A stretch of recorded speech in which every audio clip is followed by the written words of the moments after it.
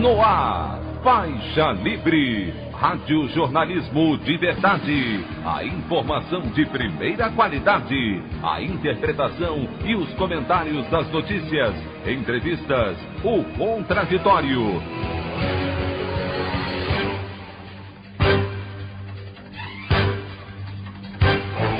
Tudo para aproximar você cada vez mais da realidade do Brasil e do mundo. Apresentação: Anderson Gomes.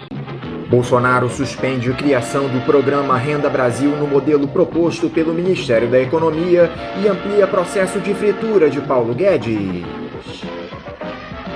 Ministro tenta colocar panos quentes na desavença e diz que quem manda é o presidente.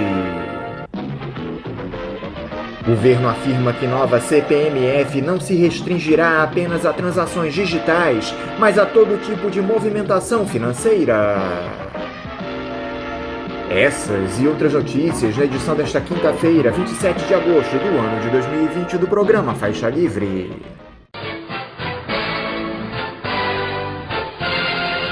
O comentário de Anderson Gomes.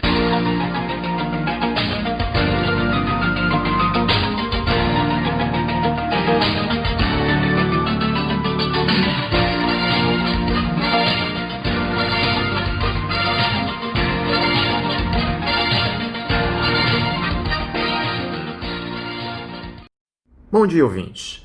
A relação entre os neoliberais e o bolsonarismo, ao que parece, chegou ao seu ponto de ruptura. O presidente Jair Bolsonaro e o ministro da Economia Paulo Guedes entraram em rota de colisão nos últimos dias por conta da imposição pelo ex-capitão do Exército desses programas assistencialistas, de olho na sua reeleição em 2022. O anúncio da intenção do político em romper com o teto de gastos para financiar seus projetos eleitoreiros acendeu o sinal de alerta na equipe econômica do governo. Não por acaso, nos últimos 2 meses, já foram pelo menos 5 os nomes que deixaram a pasta comandada pelo até então braço direito do presidente. Anteontem, durante o lançamento do Casa Verde Amarela para substituir o Minha Casa Minha Vida, com juros mais baixos para o Norte e Nordeste, regiões pobres do país e onde o presidente ainda encontra forte resistência por serem redutos petistas, Bolsonaro já havia tomado uma atitude que, nas entrelinhas, mostrou que Paulo Guedes não anda tão prestigiado assim. Durante o seu discurso, o chefe do executivo chamou o presidente da Caixa, Pedro Guimarães, de PG2, em referência às iniciais do seu nome, que coincidem com as do ministro da Economia. Há quem diga em Brasília que Guimarães seria o favorito para ocupar o cargo no caso de saída de Guedes. Já ontem, um sinal mais evidente foi essa rejeição de Bolsonaro à proposta enviada pela pasta para o programa Renda Brasil, que ficará no lugar do Bolsa Família. O presidente vetou o encaminhamento da matéria para o Congresso por entender que os R$ 270 definidos para a ajuda financeira às famílias seriam insuficientes. O ex-capitão do Exército chegou a dizer que não pode, abre aspas, tirar do pobre e dar para paupérrimos, fecha aspas. Bolsonaro deu até a próxima sexta-feira para que a equipe econômica apresente um novo formato para o Renda Brasil. Até lá, também será definido o valor do auxílio emergencial, que será estendido até dezembro. Paulo Guedes tentou minimizar as desavenças e disse que, como presidente, quem decide é Bolsonaro. Fato é que essa cisão evidente entre o presidente e os neoliberais que ocupam cargos no governo pode levar a 2 caminhos. Se o ex-capitão do Exército conseguir impor sua ideia no Executivo, o que deve acontecer, precisará negociar também com os parlamentares, já que o Congresso é outro antro de representantes do grande capital.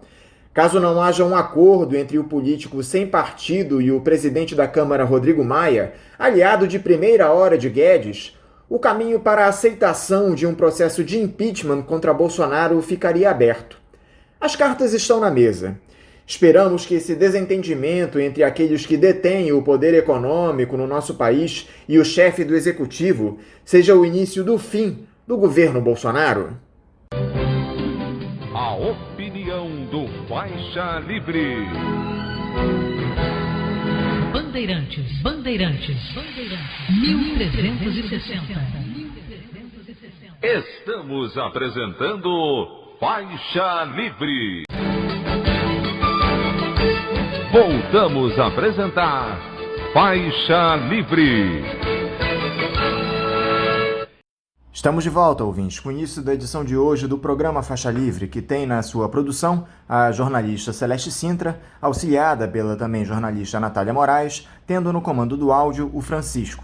Meu bom dia a todos. E meu bom dia também a você, que pode aqui participar nos enviando mensagens eletrônicas para o endereço ouvinte@programafaixalivre.com.br ou ainda registrando suas participações diretamente nas nossas redes sociais. No Facebook, nossa página é o Programa Faixa Livre. No Twitter e no Instagram, para deixar o seu recado, basta seguir os perfis @PGMFaixaLivre.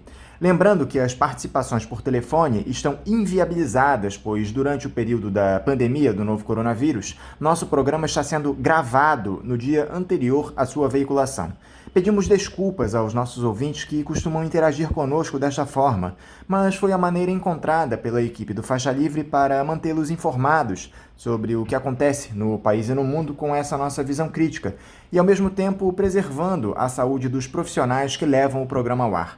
O Faixa Livre pode ser acompanhado também pelo nosso aplicativo para celulares com sistema operacional Android. O nome do aplicativo é Programa Faixa Livre. Os ouvintes também têm acesso à transmissão pelo nosso site, o www.programafaixalivre.com.br, ou pela página da Associação de Engenheiros da Petrobras, a AEPET, uma das nossas entidades patrocinadoras, no www.aepet.org.br. Para quem perdeu alguma das edições ou quer ouvir novamente o Faixa Livre, os áudios das entrevistas e editoriais estão disponíveis no nosso podcast, nos aplicativos Spotify, Deezer e Castbox. E dando início às nossas entrevistas, eu cumprimento o jornalista, professor na Faculdade de Biblioteconomia e Comunicação da Universidade Federal do Rio Grande do Sul e presidente da Associação Brasileira de Jornalismo Investigativo, a ABRAGE, Marcelo Trezel. Marcelo Trezel, bom dia.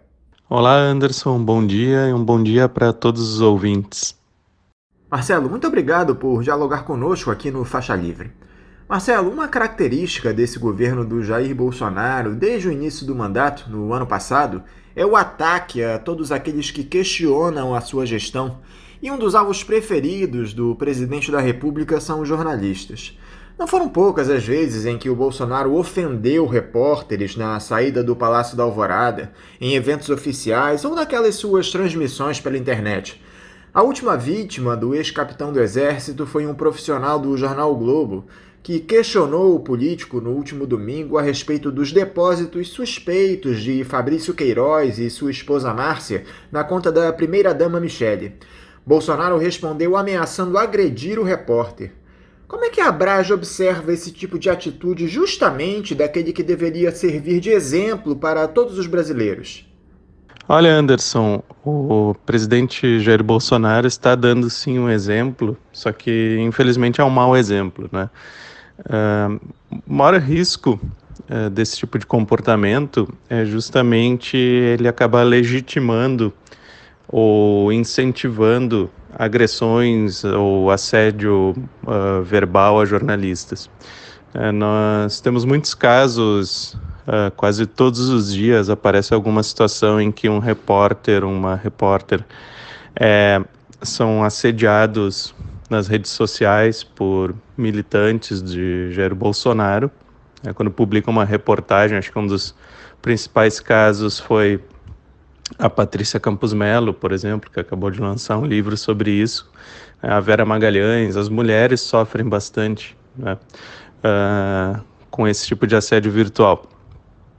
Mas já houve, inclusive, situações em que jornalistas foram agredidos fisicamente, né? Durante alguma das manifestações em Brasília em favor, né, do presidente. Um fotógrafo, até inclusive já idoso, né, foi empurrado de uma escada. E em Minas Gerais, um cinegrafista que estava fazendo uma passagem, né, um boletim na rua, foi agredido, né, por um cidadão que passava de carro e era apoiador do presidente Jair Bolsonaro. E, né, por conta desse discurso de que existe uma conspiração da mídia contra o Planalto, ele desceu do carro e agrediu o cinegrafista, inclusive quebrou o dedo desse profissional. Então, sim, o grande problema desse comportamento do presidente é gerar essa sensação de hostilidade contra jornalistas e que ali na frente vai redundar, né, em agressões ou até em coisa pior. O curioso, Marcelo, é que o Bolsonaro vinha adotando nas últimas semanas uma postura, digamos assim, mais ponderada, de menos embate com a imprensa. Mas parece que esse episódio envolvendo o Fabrício Queiroz tira o presidente do sério. As evidências em relação aos supostos ilícitos têm se sobreposto. Pois é, o presidente deve explicações a respeito desse e outros supostos ilícitos que vêm sendo apontados pela justiça. Como mandatário, como pessoa que foi eleita para gerenciar o Estado em nome de todos os brasileiros, ou pelo menos dos eleitores dele, ele deve prestar contas à sociedade.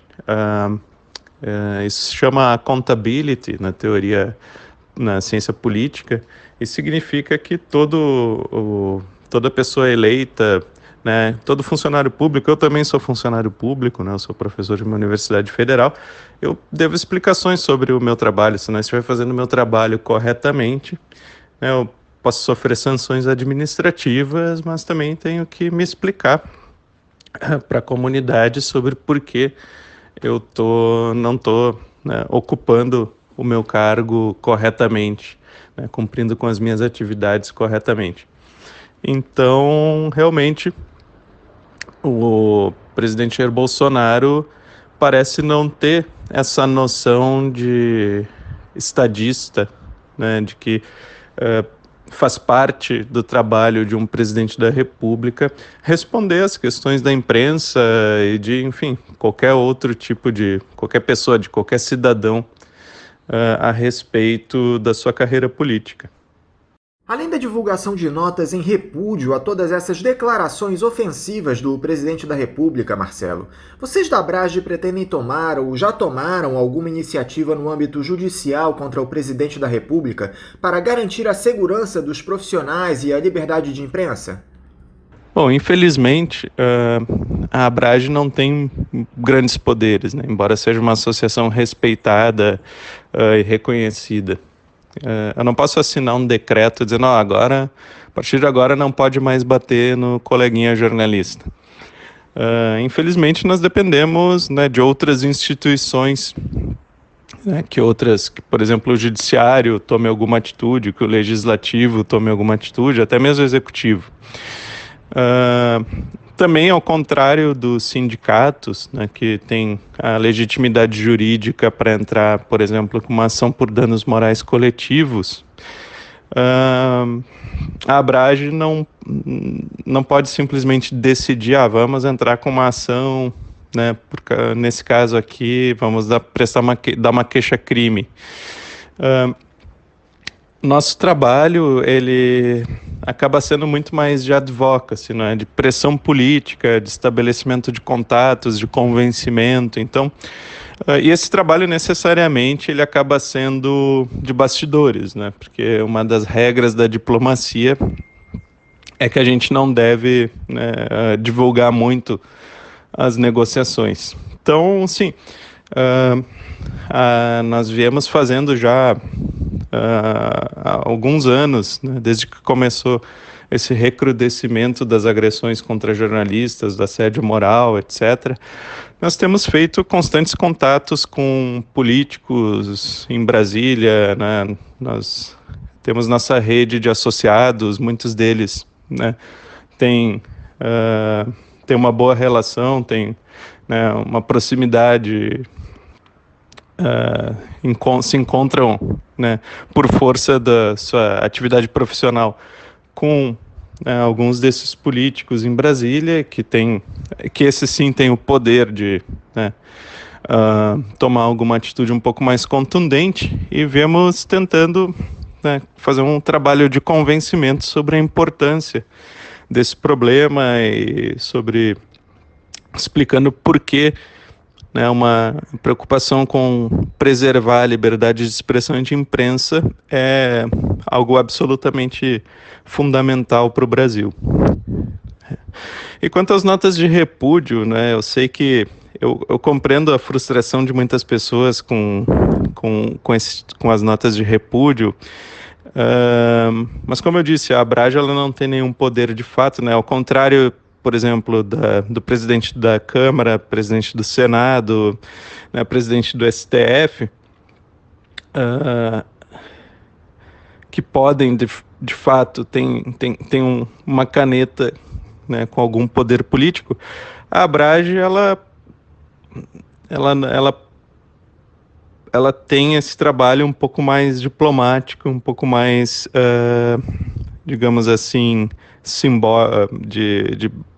de criar consciência, né, sobre os problemas, de divulgar, de registrar. E as notas de repúdio são muito importantes para essa divulgação e para esse registro, né? Elas são também, nós precisamos entender que as notas de repúdio são um primeiro passo em uma estratégia maior. Então, o primeiro passo, né, é registrar, é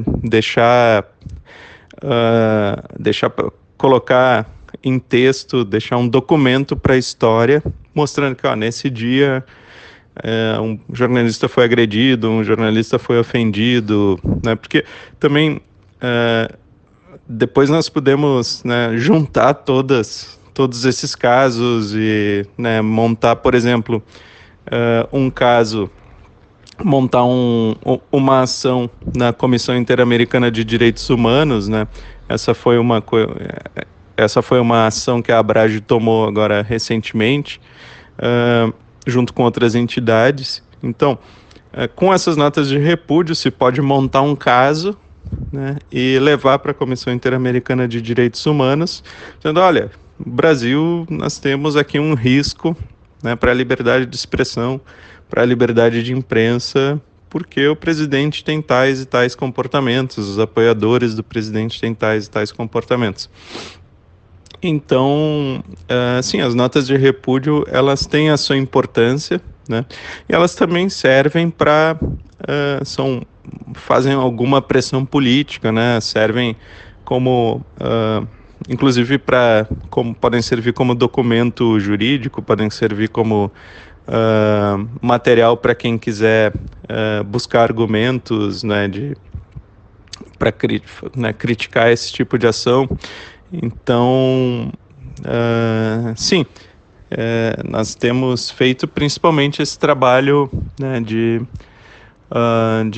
advocacy, de diplomacia, né, e ele demora a render frutos. Nós esperamos que ele renda frutos em breve.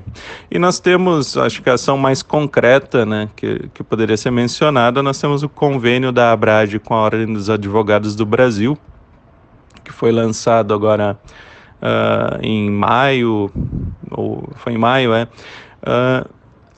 por esse convênio, né, a OAB se comprometeu a dar uma primeira assessoria jurídica a repórteres que sejam agredidos, sejam assediados virtualmente, né, que passem por algum perrengue. E qualquer repórter, qualquer jornalista que passe por uma situação dessas pode entrar em contato com a Abrage. Nós encaminhamos o caso para a OAB e a OAB vai indicar daí um associado que possa prestar esse primeiro atendimento, né, possa indicar quais são as opções que esse jornalista tem em termos jurídicos. Eu acho que é muito importante também, né, os próprios jornalistas, mas principalmente as empresas para as quais eles trabalham, tomarem esse assunto nas suas mãos, né? Eu percebo que as empresas jornalísticas muitas vezes têm receio de entrar na justiça e de chamar atenção para esse tipo de caso, mas eu acredito que existe um grande poder pedagógico em receber uma intimação, né, de um oficial de justiça para prestar esclarecimentos. ou indicando que a pessoa está sofrendo um processo. E, a meu ver, se os próprios jornalistas, se as empresas, começarem a responder dessa maneira,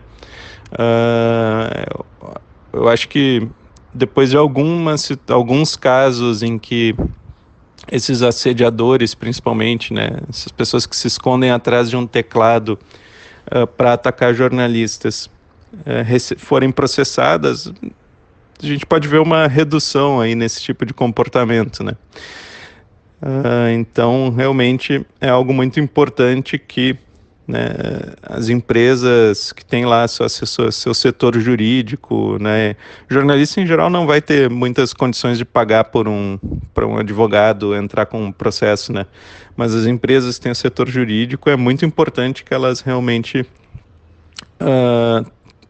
levem adiante algum processo, ou não deixem seus funcionários serem agredidos verbalmente, serem agredidos sem algum tipo de reação. Então, nesse sentido, eu vejo, esse convênio com a AB, para nós da Abrage, é um grande passo. Nós consideramos essa uma iniciativa muito importante que já está começando a funcionar. Nós já temos 2 casos aí em observação pela OAB. Agora, não tem faltado uma ação mais contundente dos veículos de imprensa, Marcelo, questionando o judiciário a respeito dessas ações autoritárias e ameaçadoras do presidente da República? Eu te confesso que isso me soa, de certa forma, como conivência. Por que os grandes conglomerados de comunicação não se unem e vão até o Supremo na defesa da liberdade de imprensa, preceito básico da nossa Constituição? O que estão esperando que aconteça? Que algum bolsonarista radical cometa um crime contra a vida de um jornalista? Essa escalada retórica é muito perigosa. Anderson, eu acho que sim, seria muito bom que as associações empresariais, ou individualmente, as empresas fizessem mais pressão nesse sentido, mas, a meu ver, existem até ações mais simples que deveriam ser tomadas e que não vêm sendo tomadas. Então, por exemplo, toda vez que um jornalista é acusado nas redes sociais de estar mentindo, produzindo fake news, acusado de inventar falas do presidente, dos ministros, do vereador, do bispo, seja lá quem for, a empresa deveria sair em defesa desse repórter, porque se nem mesmo o chefe do profissional confia no trabalho dele a ponto de emitir uma nota pública, por exemplo, dizendo sim, nós apoiamos, nós temos plena confiança no trabalho desse jornalista. Então, se nem o chefe dele tem essa confiança, demonstra essa confiança, porque o ouvinte, o leitor, o espectador, deveria confiar no trabalho desse profissional. Então, eu acho que essa tomada de posição é muito importante em todos os casos de assédio virtual, A meu ver, também seria importante que as empresas aproveitassem seu setor jurídico para entrar com ações na justiça em nome de seus jornalistas, porque o repórter, claro, pode contratar um advogado e ir atrás das pessoas que estão ofendendo ele no Twitter, no Facebook, no YouTube. Mas, normalmente, jornalistas não recebem salários muito bons e têm um custo relativamente alto, o acesso à justiça no Brasil. Então, muitos desses casos vão acabar passando em branco, se as empresas não assumirem esse ônus. A meu ver, sempre que há um caso como esse, seria interessante entrar com uma ação, pedindo reparação judicial. Eu acho que tem um poder pedagógico muito grande em receber uma intimação de um oficial de justiça na porta da sua casa e ter que se postar na frente de um juiz para dar explicações. Então, eu acho que com alguns processos nesse sentido, nós poderíamos já coibir bastante esse tipo de comportamento, mostrar que não se pode sair por aí ofendendo jornalistas especificamente, mas pessoas em geral nas redes sociais, sem sofrer consequências, né? Então, a meu ver, até seria bastante importante, né, esses dois primeiros passos. E claro, esse é um momento em que todas as instituições comprometidas com a democracia, especialmente, né, as que têm como atividade fim algo relacionado à liberdade de expressão, como o jornalismo, mas também como a arte, né, a música, qualquer produção intelectual, é o momento de se unir, né, de unir forças em defesa da liberdade de expressão, né, e levar essa demanda, né, levar essa exigência, né, aos poderes, aos representantes dos poderes que podem, né, moderar o comportamento do executivo. Mudando um pouco de assunto, Marcelo, mas não muito, como é que você tem visto o papel da imprensa investigativa na cobertura desses inúmeros episódios de suspeição que orbitam o presidente da República e sua família? Me refiro a esse caso do Fabrício Queiroz e o escândalo das rachadinhas, o episódio envolvendo o ex-advogado da família Frederic Wassef, essa rede criminosa de fake news que levou o Jair Bolsonaro ao Palácio do Planalto. A imprensa tem atuado com correção? Bom, acho que o jornalismo brasileiro vem cumprindo, né, sua função na sociedade, sua função na democracia, que é o de fiscalizar o Estado, de fiscalizar o poder, de maneira correta, né? Ainda mais se nós levarmos em conta que é um momento de grande dificuldade com a pandemia, né? Então, o repórter que vai à rua, ele está se expondo ao risco de ficar doente, né, de levar essa doença para os seus familiares. As redações, né, estão passando por dificuldades financeiras, porque se reduziram as verbas publicitárias, tem uma crise econômica. Em muitos casos, né, jornalistas foram demitidos, né, tiveram salários reduzidos. Então, os repórteres e as repórteres do Brasil realmente estão trabalhando aí sob, né, condições bastante adversas. E, a meu ver, isso tem produzido algumas das melhores apurações, né, da história do jornalismo brasileiro agora durante esses últimos meses. Acho importante, né, os ouvintes explicar um pouco para os ouvintes o papel da imprensa, essa função social. O papel do jornalismo é fiscalizar o poder de uma maneira geral, né, mas em particular o Estado, porque o Estado é um patrimônio de todos nós, né, nós construímos esse patrimônio com o dinheiro dos nossos impostos. E quando a gente pensa em Estado, a gente pensa lá no Palácio do Planalto, no Congresso, em Brasília, mas na verdade o Estado também são as rodovias, são, né, o hospital, a escola do bairro.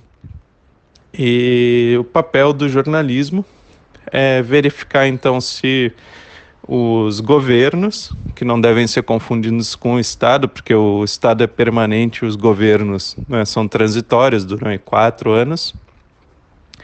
O papel do jornalismo é fiscalizar se esses governantes estão, né, atuando de maneira honesta, correta, de maneira competente, eficiente, com esse nosso patrimônio.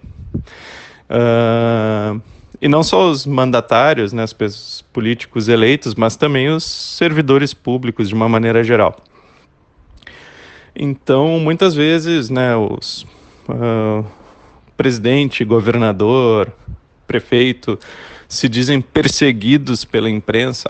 Os jornais ficam aí só falando coisas ruins sobre meu mandato,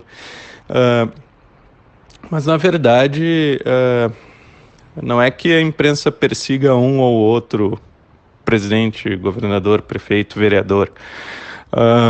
A imprensa tem o papel de fiscalizar todos, né? E tem o papel de apontar esses problemas, apontar onde não está funcionando, né? Os recursos foram mal investidos, ou teve recursos desviados, enfim. Essa é a função social do jornalismo, né? Então não é uma questão de opinião política, de ideologia, é uma questão realmente de cumprir a nossa função.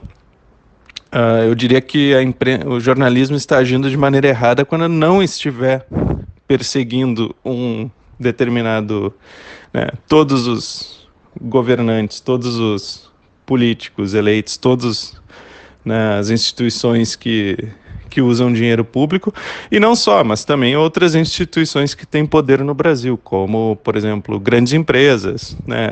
Também é papel do jornalismo fiscalizar o poder econômico.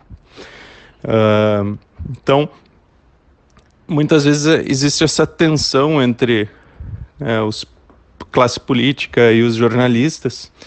É uma tensão normal e, inclusive, né, nós tivemos momentos aí desde a redemocratização em que houve mais tensão, outros em que houve menos. Agora, o que nunca se viu desde os anos 80 foi uma quebra das normas de convivência, como a gente tem visto agora por parte do governo Bolsonaro e de outros políticos que, né, orbitam em torno do Bolsonaro.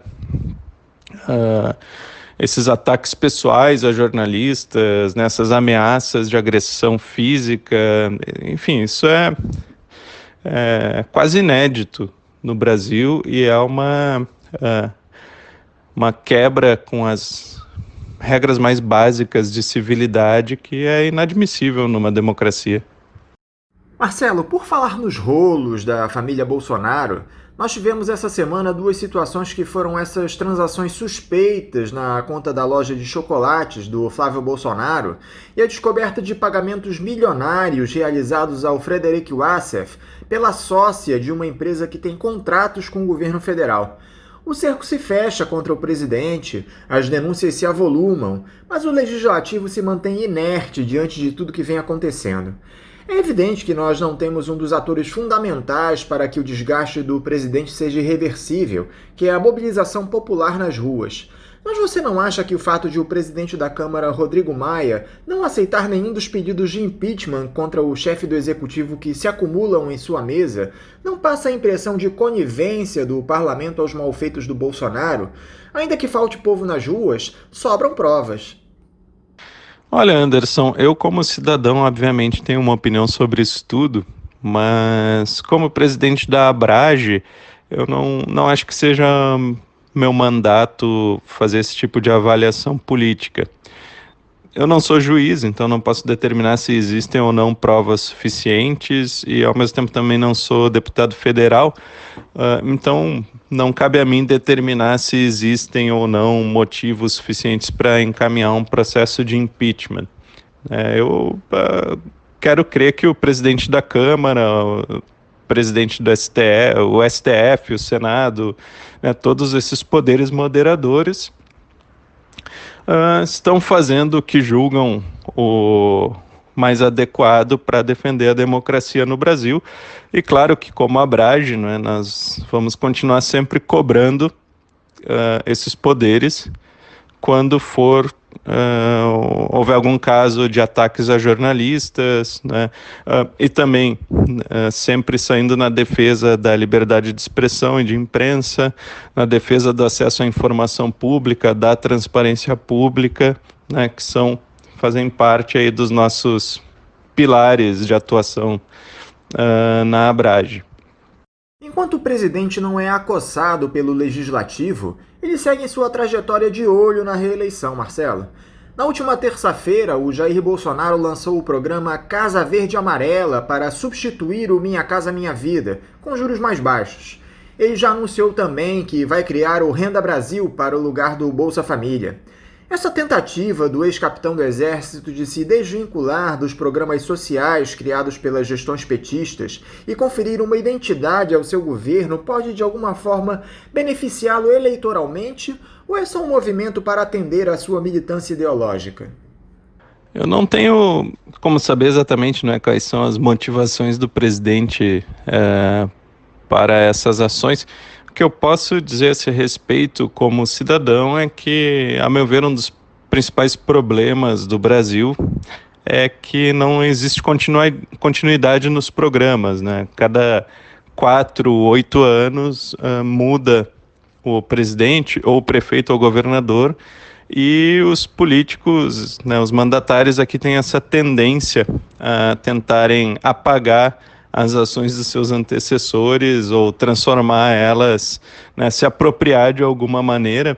E nesse processo, muitas vezes, a gente vê que projetos muito bons e projetos que são eficientes, né, acabam sendo jogados fora, jogados no lixo, abandonados, né? Isso é muito lamentável. Acho que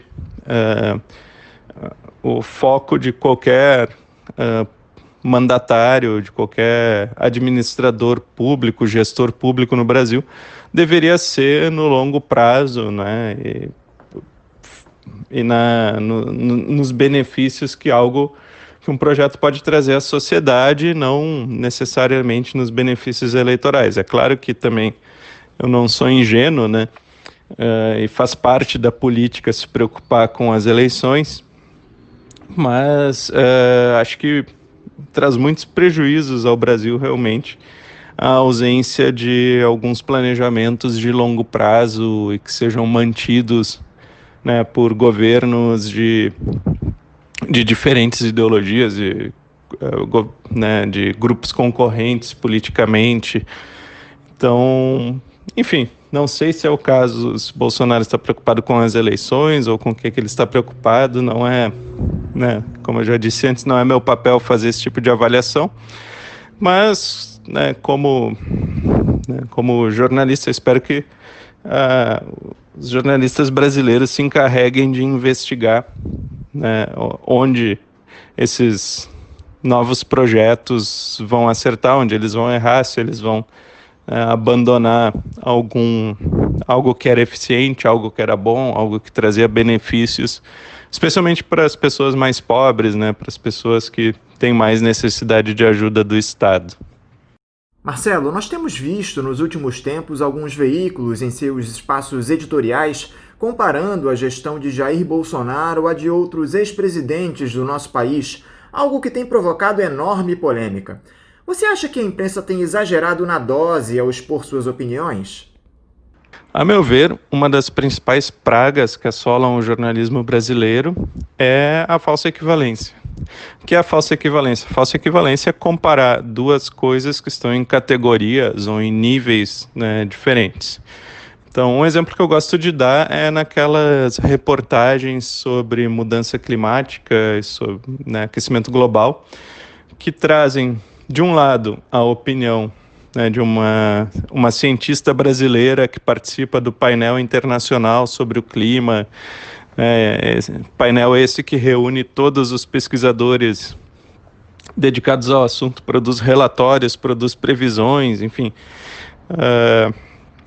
né, que buscam apresentar qual é o consenso científico, e de outro lado coloca um pesquisador, né, desconhecido, que às vezes nem mesmo publicou algum artigo tratando de aquecimento global ou de efeito estufa ou coisa do gênero, em nenhum periódico relevante, né, e trata as opiniões de ambos como se fossem equivalentes, como se tivessem o mesmo peso, como se tivessem a mesma legitimidade.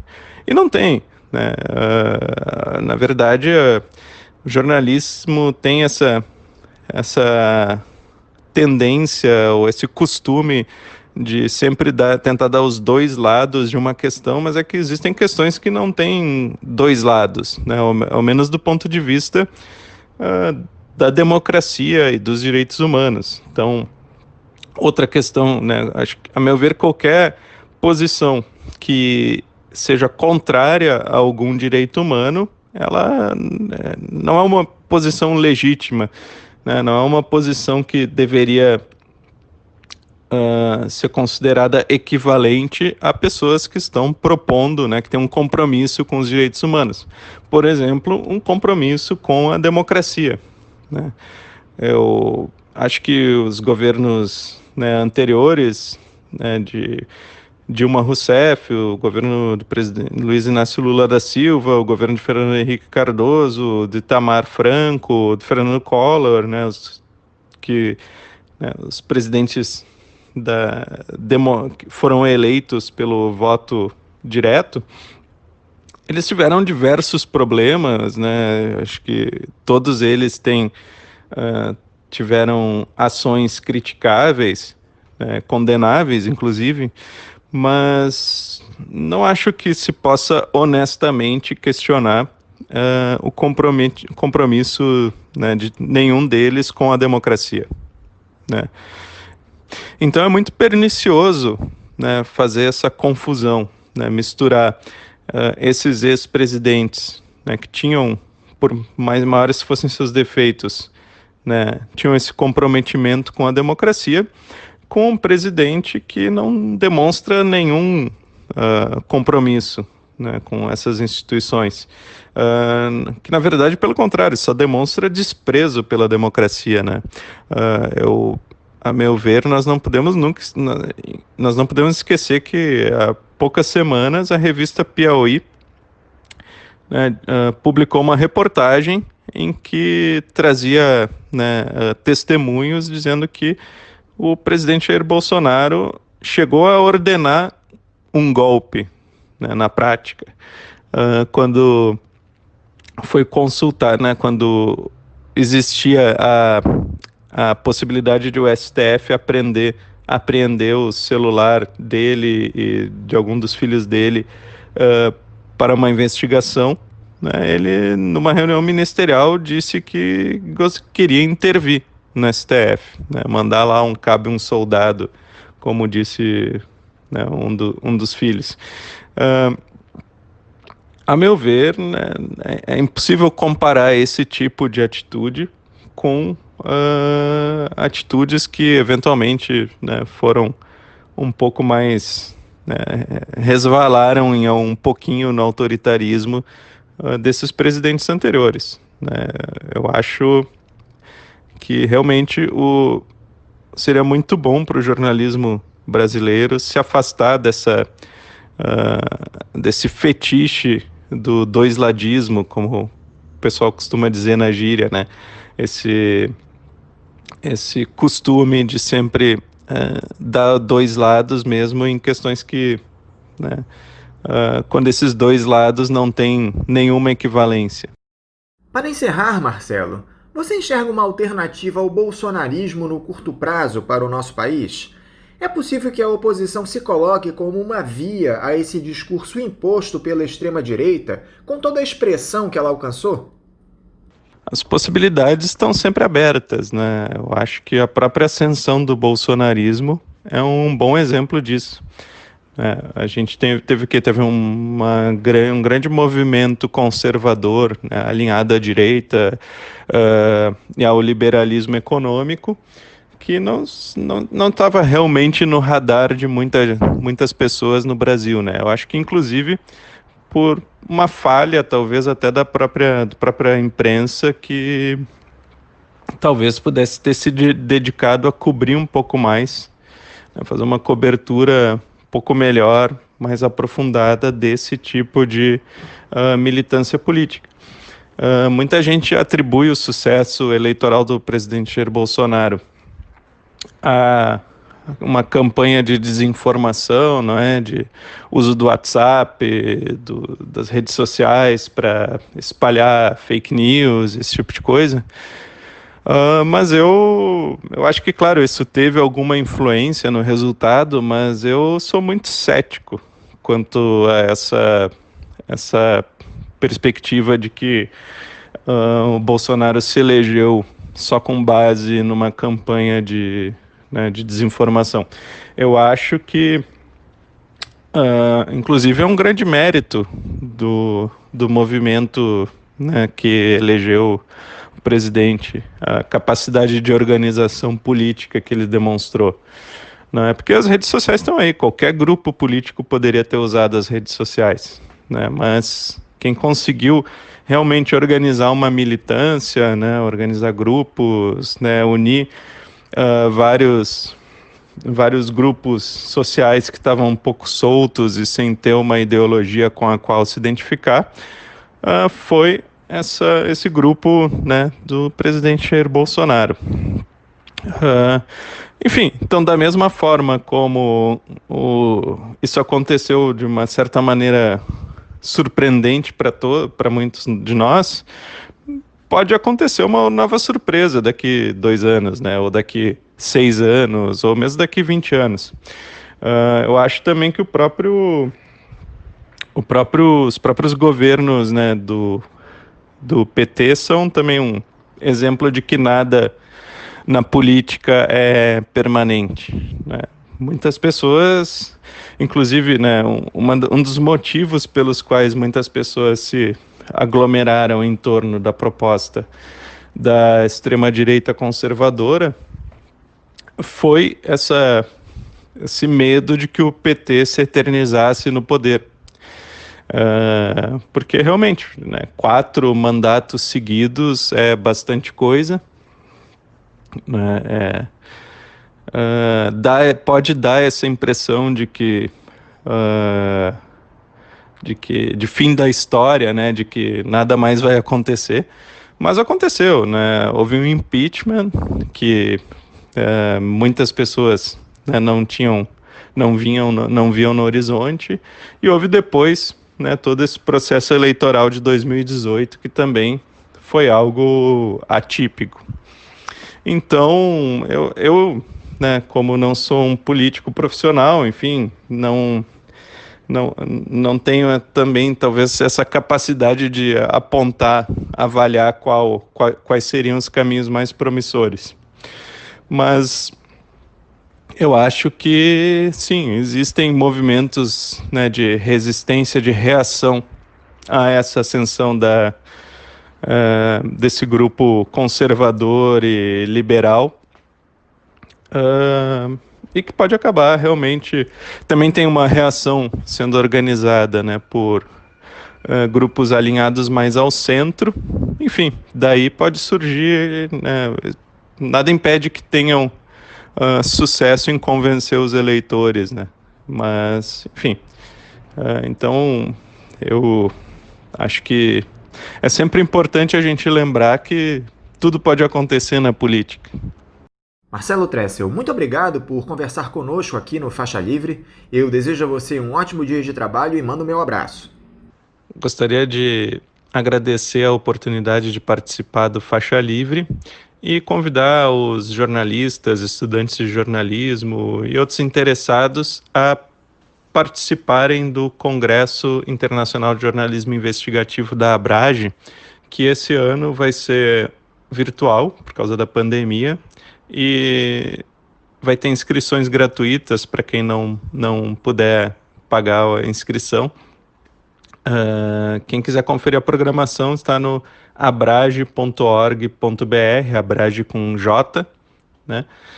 E vamos ter aí diversos painéis sobre desinformação, sobre mudança climática, sobre questões de gênero no jornalismo, sobre racismo, sobre polarização política, enfim, muitas oficinas de métodos e técnicas de apuração. Então fica o convite e desejo um bom dia para todo mundo. Conversamos aqui com um jornalista, professor na Faculdade de Biblioteconomia e Comunicação da Universidade Federal do Rio Grande do Sul e presidente da Associação Brasileira de Jornalismo Investigativo, a Abrage, Marcelo Tressel. Vamos agora ao nosso primeiro intervalo. Voltaremos daqui a pouquinho. Voltamos a apresentar Faixa Livre. Estamos de volta, ouvintes, e agora eu já cumprimento o professor de Economia da Universidade Federal do Rio de Janeiro e pesquisador do Instituto de Estudos Estratégicos de Petróleo, Gás Natural e Biocombustível, Zé Eduardo Dutra, o INEP, da Federação Única dos Petroleiros, Eduardo Pinto. Eduardo Pinto, bom dia. Bom dia, Anderson. Bom dia, ouvintes. Sempre um grande prazer estar aqui com vocês, ouvintes, e com o Anderson do programa Faixa Livre. Eduardo, eu te agradeço por novamente conversar conosco aqui no Faixa Livre. Eduardo, eu gostaria de começar nossa entrevista falando um pouco a respeito de uma nota que você e uma série de outros economistas assinaram questionando a Emenda Constitucional 95, a que estabelece um limite para os investimentos do governo. Vocês dizem no documento que o teto de gastos é a âncora da estagnação brasileira e da crise social. Isso tem dado uma enorme polêmica nos últimos tempos. O próprio Jair Bolsonaro já ameaçou desrespeitar a emenda constitucional para se capitalizar eleitoralmente. Eu queria te ouvir um pouco a respeito desse tema do teto de gastos. Está muito evidente, ainda mais nesse período de pandemia, que isso tem prejudicado demais o nosso país. Na verdade, Anderson, eu acho que é importante aqui deixar claro que esse documento que, junto com mais de 350 economistas, fizemos para uma profunda crítica ao teto dos gastos. Até para lembrar, ainda na época da emenda constitucional ao teto dos gastos, mais de 70 professores do Estudo de Economia da FRJ já tinham feito um manifesto mostrando os problemas, tá, desse tipo de política. Primeiro, é o único país do mundo que estabelece constitucionalmente uma questão de política econômica. Esse é o primeiro ponto. O segundo ponto que eu acho que é importante, que está por trás desse debate, tá? Tem um debate que tem a ver com a questão da teoria econômica, tá? Tem um debate que é da regra fiscal e tem um debate da economia política. Primeiro, a discussão da teoria econômica e da questão fiscal passa pelo seguinte: dado hoje o teto dos gastos, tá? Você restringe fortemente o governo de realizar política expansionista fiscal, tá? Esse é um momento, por exemplo, nessa pandemia, você tem impedimentos claros de aumentar o investimento público, tá? Nesse momento, mesmo com o aumento do endividamento, porque isso vai gerar um motor de aceleração do crescimento econômico, principalmente a partir do ano que vem, mesmo com a redução dos efeitos da pandemia, tá? As empresas estão endividadas, as famílias estão sem emprego, ou estão sobrevivendo com auxílio emergencial, que vai ser retirado em algum momento. Então, você não tem como ter o motor do crescimento pelo consumo das famílias, nem o motor do investimento privado, porque as empresas estão endividadas e o nível de utilização das empresas está relativamente baixo. Então, não vai vir nem pelo investimento privado, nem pelo consumo das famílias. O único ator que poderia gerar esse efeito, esse motor de crescimento, é o investimento público, mas isso está completamente restrito. O outro elemento que é a questão de política fiscal, tá? E que tem a ver com a discussão do fiscalismo, o argumento de que se você tem um ajuste fiscal ou uma restrição, isso criaria expectativas positivas e que os agentes econômicos aumentariam o investimento, ou que comprariam títulos do governo mais barato, criando as condições, tá, para o crescimento econômico. Na literatura econômica não existe nenhum relato, nem empírico, tá? Não existe nenhum relato empírico de que uma política fiscal contracionista, que é essa implementada pelo teto dos gastos, tá, gera crescimento econômico. Não existe nenhum teste empírico que comprova isso. Mas eu quero reforçar, que eu acho que é um elemento fundamental, que eu acho que uma parte desse debate, pouca gente está dando para isso, que é a economia política do teto dos gastos. O que é que está por trás dessa economia política do teto dos gastos? Tá? Acho que eu quero ressaltar isso, que é um ponto importante. Tá? Uma boa parte da riqueza do 1% mais rico do país, ou seja, dos bilionários, não estou falando milionário, Anderson, bilionários, e parte dos ativos da riqueza de algumas dessas empresas estão na forma da riqueza financeira. Aí como é que explica isso, Anderson? Seguinte, você ouvinte, que tem um dinheirinho e colocou num banco, e esse banco botou no fundo de investimento, tá? Isso é chamado um fundo de investimento. Esses recursos, você tem um gestor, né, que vai comprar títulos e papéis. Para você ter ideia, hoje, no Brasil, no fundo de investimento 155, regulado pela Anbima, tem de riqueza 5,7 trilhões de reais. Ou seja, ali está a riqueza dos bilionários brasileiros e a riqueza das grandes empresas brasileiras. Dessa riqueza, 70% é título do governo, dívida pública, título do governo. Então, o que acontece, que acho que é importante deixar isso claro, tá? Na hora que aumenta o déficit, tá? Aumenta a taxa de juros de longo prazo. E a taxa de juros é o preço dos títulos. Então, quem tem título hoje, com o aumento da taxa de juros no futuro, perde riqueza. Então, os detentores dessa riqueza, os grandes detentores, quando estão lutando pelo fiscalismo, pela manutenção do teto, o que eles estão defendendo não é geração de emprego e renda, mas eles estão defendendo o valor dos seus ativos financeiros. Acho que isso é importante deixar muito claro para o ouvinte. E porque a discussão é mais do que só teoria econômica, é mais só do que regras fiscais, é uma questão de que, não por acaso, eu queria ressaltar isso, Anderson, no mesmo dia que a Folha faz um editorial, o Banco Itaú, numa matéria, propõe política econômica. Isso nunca aconteceu na história brasileira, um banco propor política econômica para manter o teto dos gastos. Essa convergência aqui tem a ver com o quê? Porque esses segmentos aí vale para a Folha, porque quem é proprietário da Folha é o UOL, e a principal fonte de riqueza do UOL são os títulos financeiros, tá? Então, quando esse pessoal está defendendo o teto dos gastos com unhas e dentes, é mais do que a discussão de crescimento, é mais do que a discussão de teoria econômica, tá? Mas grande parte desses setores da riqueza tem a ver com o quê? Garantir o valor da riqueza financeira, que é onde está a maior parte da riqueza desses bilionários. Há espaço no Legislativo para a reversão dessa medida, Eduardo? Os deputados e senadores se comprometeriam a esse ponto? Anderson, essa pergunta é uma pergunta muito difícil conseguir responder se deputados e senadores hoje se comprometeriam a uma reversão do teto dos gastos. O que dá para perceber nesse cenário é o seguinte, Anderson. Você tem uma situação em que o teto dos gastos, da forma como foi implementado, ele é inviável de se manter ao longo do tempo, tá? Ele tem limites práticos, e isso ganhou uma dimensão ainda mais forte na pandemia. É evidente que durante a pandemia você fez um orçamento separado, tá? Então você pode gastar sem bater no teto. O problema é que isso acaba agora em dezembro. E como a economia vai estar cambaleando, e por que vai estar cambaleando? Porque, como eu já alertei aqui para vocês, para os ouvintes, o consumo das famílias vai estar baixo, as empresas vão estar endividadas, e não tem sentido aumentar o investimento no momento que as empresas estão vendendo pouco. Então você não tem como ter um motor do crescimento pelo lado privado do consumo das famílias e pelo lado privado dos investimentos das empresas. Então, necessariamente, na hora que você acabar com o orçamento em paralelo da Covid, tá? Com o teto dos gastos, né?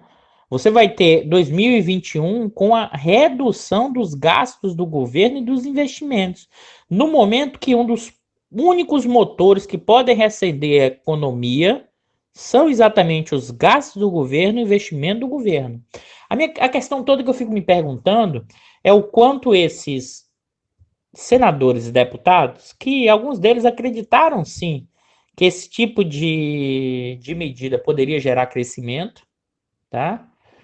Ele começa a perceber que ele tem suas bases, ele tem uma reeleição daqui a 2 anos, tá? E se a economia não cresce, como é que ele vai defender esse governo, ou como é que ele vai conseguir, inclusive, defender o teto dos gastos? Que isso vai afetar aquela população. Quando ele não conseguir, né, que os investimentos cheguem lá na ponta, no seu estado, no seu município, como é que ele vai defender esse tipo de medida? Eu acho que, na verdade, tá? Por outro lado, tem outros deputados e senadores que estão fortemente vinculados com os proprietários das riquezas financeiras e esses não vão girar. Eu acho, Anderson, que não tem como a gente ter muito claro se é possível ou não girar, tá? A questão toda é que uma parte do governo Bolsonaro quer furar o teto, mas não quer furar muito. Quer manter o teto dos gastos, dizendo que está mantendo a preocupação com a questão fiscal, mas quer liberar certas despesas para quê? Para garantir popularidade e aprovação do seu governo. Então, isso não é de fácil resolução no Congresso. Acho que se depender do Maia, ele já falou isso muito claramente, a questão do teto se mantém. Eu acho que tem uma disputa enorme ali dentro do Congresso por causa disso, mas ninguém tem claro, nenhum analista político hoje tem claro se é possível a reversão. Nesse momento, eu acho que não, mas, como diz um professor amigo meu, dezembro desse ano, ou janeiro do ano que vem, não é curto prazo, é longuíssimo prazo, dado o cenário de instabilidade, dado o cenário de crise econômica, dados os efeitos da pandemia, dada a profunda instabilidade que vivemos. A grande questão, Eduardo, é que, combinado esse debate do teto de gastos, o governo prepara um pacote que ataca frontalmente a nossa população. Teremos as reformas administrativa e tributária nesse segundo semestre, a promessa de privatização de 3 a 4 grandes estatais. O Jair Bolsonaro consegue aliar seus planos eleitoreiros a essa ânsia dos neoliberais? Anderson, essa é a pergunta, Anderson.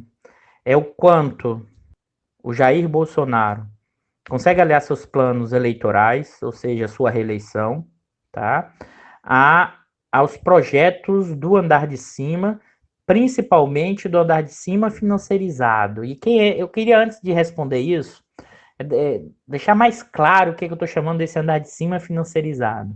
Aqui eu estou falando dos proprietários dos grandes bancos, tá? Dos indivíduos, né, que possuem grandes volumes de recursos nos fundos de investimento. Aqui eu estou falando dos bilionários. Aqui eu estou falando dos donos de corretora, né, que ganham dinheiro, ganham sua corretagem em cima exatamente das pessoas que compram e vendem títulos a ações, né? Ou seja, aqui eu estou falando de grandes detentores da riqueza financeira, que é individual e que é também empresarial, e que está associado, tá, à ideia do rentismo financeiro. Esse pessoal, e eu vou ressaltar isso de novo, que eu já falei na primeira pergunta, esse pessoal é fiscalista até o último fio do cabelo. Tá? E por que esse fiscalismo? Ele é fiscalista e isso implica defender o teto dos gastos a qualquer custo. Tá? Alguém por aí está dizendo, não, eles estão preocupados com crescimento, estão preocupados com emprego. Não, eu vou advogar de novo aqui isso. A preocupação deles é o quê? Por exemplo, se quebra o teto, a taxa de juros de longo prazo pode aumentar. Já está aumentando, mas tende a aumentar. Que é o quê? É quanto esses indivíduos vão querer comprar um título do governo primário, ou seja, o governo tem uma dívida, vai, vamos dizer assim, vender um título, que é o título do governo. Quem vai comprar vai dizer, não, eu só compro isso se me der um juros maior. Tá? Ao mesmo tempo, quando aumenta esses juros, quem tem um volume muito grande desses ativos financeiros, ou seja, títulos da dívida, tá? Já foi comprado anteriormente, perdem sua riqueza. Tá? Nesse sentido, o fiscalismo teto é uma maneira tanto de manter o seu estoque de riqueza financeira, quanto manter a sua rentabilidade futura. Tá? Que isso implica em quê? Vou repetir aqui novamente. Você tem hoje no Brasil, segundo a Ambima, um volume total de 5,7 trilhões de reais em fundos de investimento, sendo que 70% desse valor está em quê? Está na forma de dívida do governo, de títulos do governo. Agora, qual é o problema disso tudo? O problema disso tudo é que para isso, para manter o seu padrão aqui eleitoral, o Bolsonaro, e aqui é a armadilha que foi criada ao mesmo tempo, se o auxílio emergencial garante que a gente não tem uma profunda crise social no meio da pandemia, porque garante renda para uma parte expressiva da população, esse montante e esse valor, dificilmente os fiscalistas do governo e mesmo Bolsonaro vão achar que é muito tempo e muito dinheiro. Tá? O que isso implica em quê? Então Bolsonaro vai manter um auxílio, mas num patamar menor. Mesmo num patamar menor, a população que recebeu R$600 passar a receber 300, ela vai ficar pé da vida, porque ela perde renda, né? Por outro lado, saiu também, acho que ontem ou hoje, o CEO da Magazine Luiza falando que o auxílio emergencial deveria prosseguir, né, até o ano de 2021. Né? Até o ano de 2021. Observe que se o lado do capital comercial, ou seja, do varejo, do atacado, vai pressionar o Bolsonaro, tá, para dar uma furadinha no teto e manter o auxílio, por outro lado, os financistas, que têm sua riqueza na forma financeira, vai pressionar na figura do Guedes para manter o teto dos gastos, e por outro, o Bolsonaro quer dar uma furadinha no teto para se manter no poder e dar a transferência de renda para manter uma boa avaliação. Os militares apoiando o Bolsonaro porque querem continuar na boquinha que estão. Né? É nessa guerra de trincheiras, nessa disputa, que a gente vai ainda vivenciar a cada reconfiguração, a cada redução ou não do auxílio, uma enorme disputa, e acho muito difícil conciliar esses diversos interesses, tá? Vou deixar muito claro a sua resposta. Porque, vamos dizer assim, os neoliberais, os detentores da riqueza financeira, eles querem garantir a sua riqueza financeira e, ao mesmo tempo, também querem o quê? Que o governo privatize valores baratos seus ativos. Ou seja, é um momento que você tem, é impressionante isso, uma acumulação primitiva, ou seja, parte do Estado está sendo vendida a um preço muito menor e esse capitalismo vai ganhar muito com isso.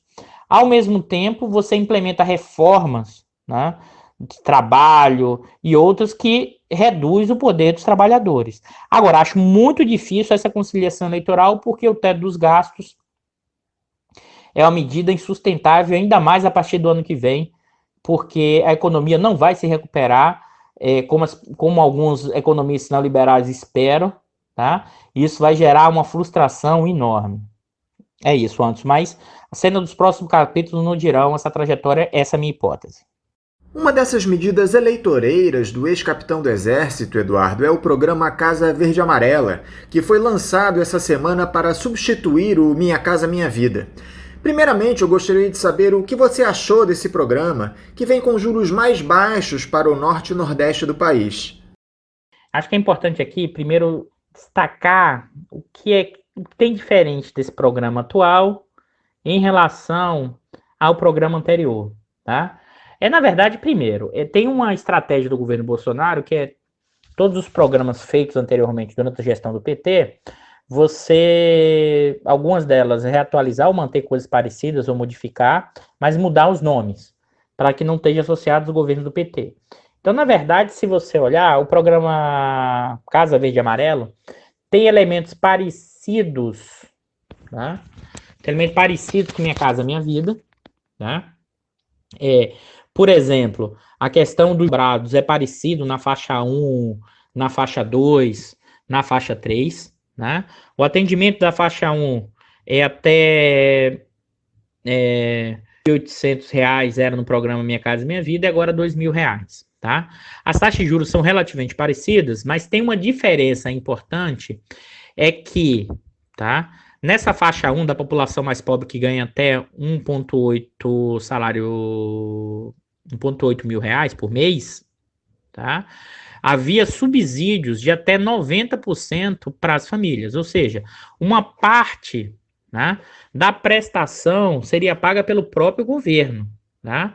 O que, na verdade, esse programa faz é um juro subsidiado parecido com o anterior, mas elimina o subsídio para a faixa 1 para a população mais pobre, que uma parte das prestações seriam assumidas pelo próprio governo.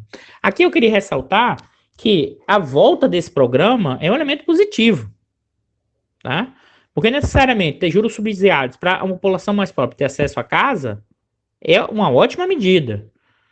Mas você está dizendo que essa medida é melhor do que a anterior, ou é parecida, que é uma inverdade. Na verdade, essa medida até reduz os subsídios para a faixa dos mais pobres. É evidente que isso eleitoralmente né? Os seguidores, os adeptos do bolsonarismo e do Bolsonaro vão dar destaque, dizer e melhorado, tá? E é evidente que o Bolsonaro está no empreitada para ganhar votos no norte e nordeste do país. E aqui, novamente, ele só ganhará popularidade e voto se efetivamente até a eleição as condições de vida materiais dessa população melhorar. Eu não acho que essa seja a estratégia do Bolsonaro. O Bolsonaro acha que esse tipo de subsídio, ou colocar dinheiro na mão dos mais pobres, por si só compra o voto. Isso é muito mais complexo do que isso. Isso não é só o Bolsonaro, uma parte, inclusive, de interpretações, ou se você pensar lá na origem do Vitor Nunes Leal, quando vai falar sobre coronelismo e chá de voto, vai também associar essa ideia de basta comprar o voto da população do Norte e do Nordeste. Isso é muito mais complexo do que isso. Agora, é evidente, se as condições materiais de vida, acesso à casa, melhora de renda, emprego, alcançar a população do Nordeste, é evidente que eles irão avaliar o governo do Bolsonaro bom. Só que eu acho que isso é inconsistente com o que está por vir, que seja do investimento público, que seja dos gastos governamentais e que seja da redução dos auxílios que vão ser dados, tá, com o fim do auxílio emergencial a partir do final de dezembro desse ano. E mesmo que o auxílio seja mantido por mais tempo com um valor menor, uma parte da população que se acostumou em ganhar 600 vai ganhar menos e ele vai piorar nas condições materiais. Então acho que isso é importante, mas sim, essa é uma estratégia de nome que o Bolsonaro vai fazer com quase todos os programas do governo do PT. Essa é uma característica de dizer que tudo é novidade, que tudo anterior é ruim. Essa é a característica do governo Bolsonaro, marcado pela, vamos dizer assim, não considerar as diferenças e achar que ele está inventando a roda o tempo inteiro. E essa tentativa do Bolsonaro em se descolar dos programas sociais criados pelas gestões petistas, Eduardo?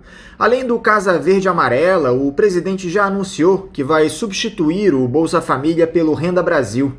Esse tipo de medida tem algum efeito prático junto à população no que diz respeito à popularidade ou serve apenas à militância bolsonarista?